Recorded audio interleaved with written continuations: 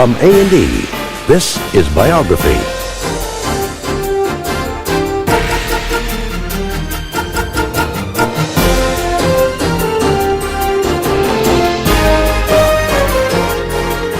From A&E Studios in New York, with Peter Graves. The plays of William Shakespeare are universally acknowledged as timeless classics, but his life is shrouded in mystery. No playwright has ever found a wider audience, for all the world is indeed a stage for William Shakespeare. The bard, as he's called, is larger than life. He wrote plays of such magnitude, passion, and comedy and drama that they continue today to enthrall audiences all over the world. Actors revere him and sing his praises. Audiences delight in his wonderful use of the English language. Shakespeare explored all a man's vanities, flaws, passions, desires. He brought tragic heroes and overbearing buffoons to life. So now, Biography takes a look at the life of William Shakespeare. Blow, winds, and crack your cheeks. Rage! Blow, you cataracts and hurricanos. Spout till you have drenched our steeples. Drown William Shakespeare, the greatest playwright the English language has ever known. His plays, his poetry, his every word have become the very essence of our culture. Shakespeare lives on today through the words of his plays. 400 years on, his genius has never been surpassed. His drama takes the English language and runs with it. Life's but a walking shadow, a poor player that struts and frets his hour upon the stage and then is heard no more. Shakespeare's writing shows an extraordinary level of insight into the human experience, our innermost thoughts. Yet his own life remains an enigma, shrouded in the mysteries and complexities of Elizabethan England.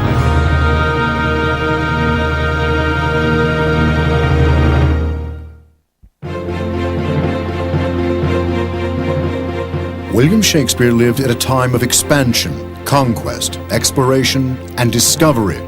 England was a rising international power. Queen Elizabeth I reigned with a firm hand and a clear vision, bringing England to the edge of glory. It was a time of new pride in the nation, and for perhaps the first time, a pride in the English language. England was ripe for the arrival of the genius of Shakespeare. Shakespeare was born in the spring of 1564. He was baptized in Holy Trinity Church in the market town of Stratford-upon-Avon on the 26th of April. The register records his name with the Latin Gulielmus Filius Johannes Shakespeare. Elizabethan baptisms took place 3 days after birth, so Shakespeare was born on St. George's Day.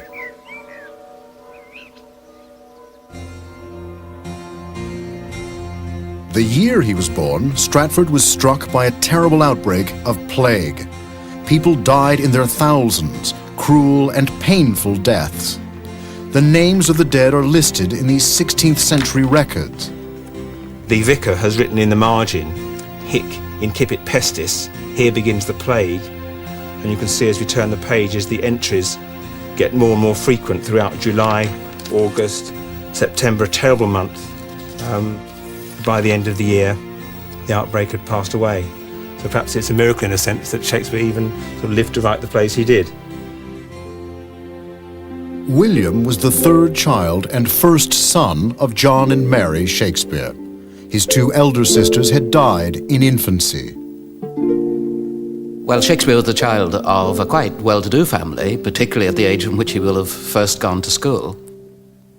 His father had come to Stratford from Snitterfield, from a little village close by.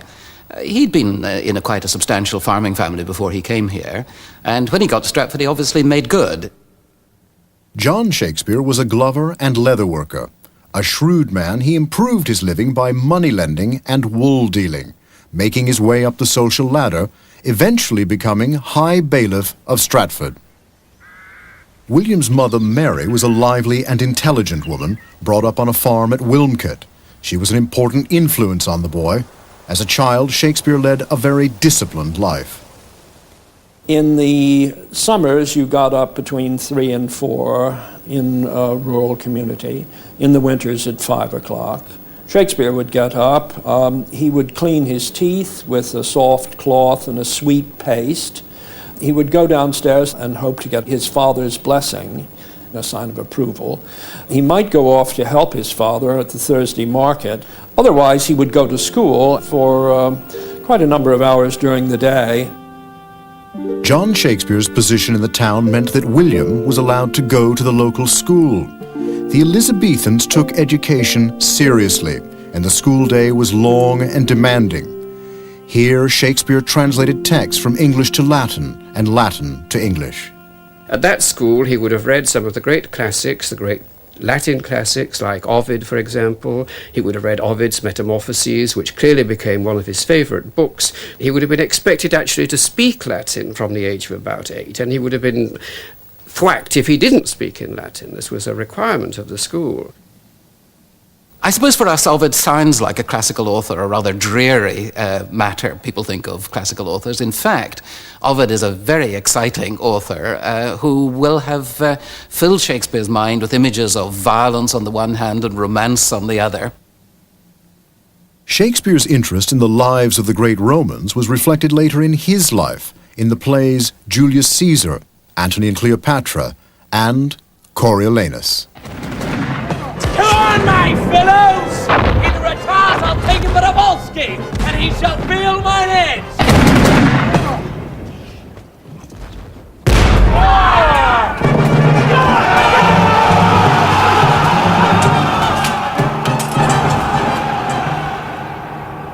Shakespeare's first taste of the theatre was undoubtedly watching the travelling players who came to Stratford every year, performing their plays and songs in any available hall, tavern, or market.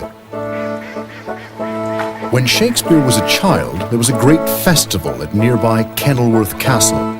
It belonged to Robert Dudley, the Earl of Leicester, a suitor of the Virgin Queen, Elizabeth. Dudley arranged the festival in the hope of charming her with its amazing sights, its plays, music, singing and dancing.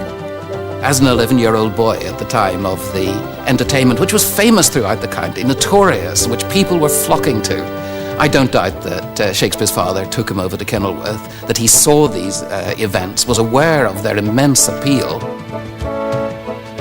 These childhood memories perhaps inspired him when he wrote his plays. There is an episode in A Midsummer Night's Dream where Oberon seems to describe the sights of this splendid festival at the castle. We know Shakespeare did not go to a university. His family were badly off as his father's business dealings had gone from bad to worse. But little else is known about his life at this time. These early years have become known as the lost years. I think the most plausible explanation is that at the end of his school days, he was withdrawn from school at the age of 14 or 15 and became an apprentice to his father in his father's glover's business in Stratford. Only a mile away in the village of Shottery lived the woman who was to become Shakespeare's wife, Anne Hathaway. Anne was 8 years older than Shakespeare and fell pregnant with his child when he was only 18. They hurriedly obtained a special license to marry, dated November 28, 1582, 6 months before the child was born. The church court, the ecclesiastical court, could have asked Shakespeare and his wife to apologize for their sexual activity before marriage by standing up in church in a white sheet and making a statement to the whole congregation. This would have been difficult, really, not only for Shakespeare but for his father. It would have been a slightly black mark against the family.